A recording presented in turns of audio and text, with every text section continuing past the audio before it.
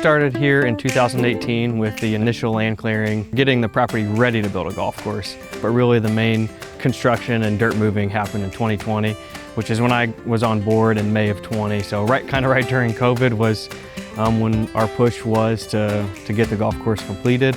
And now we're in your second full golf season here.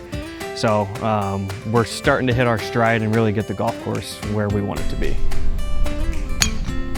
This is actually my fourth grow-in, just the first as being the head superintendent doing the growing. So I kind of had an idea of what was going to be happening, what needed to be done, and the relationships you kind of had to work with, whether it be with the development or the construction company or subcontractors.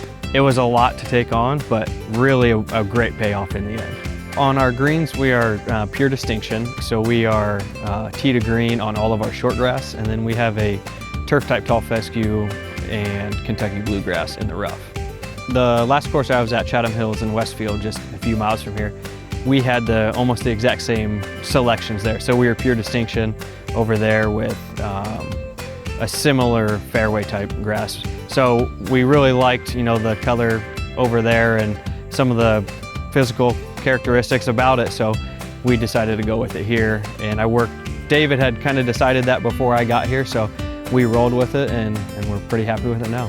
The difference in color from the crystal blue to the pure distinction is it's more of like a light, like lime green color. So the entire green surface kind of pops out and kind of gives golfers a target. And we really love how true pure distinction rolls, because no matter if we roll or mow, we get a real true roll of the ball.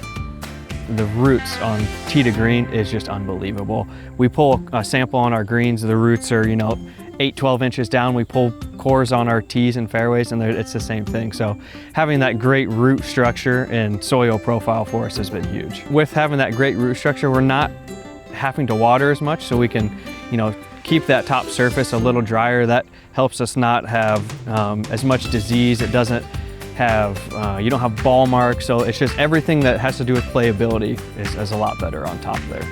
We want turf grass that's upright growth, dense, uniform, because that for us just allows us to have a more consistent playable surface. So everything that we chose is doing that for us, because we're happy with how everything rolls and how everything plays. Tee to green has been awesome. Playability, the roots, everything in this area, the climate, it's just perfect for it, because we're great Bentgrass cool season area, and tee to green has been great for us. So anybody that's doing a project or anything like that should definitely consider using it.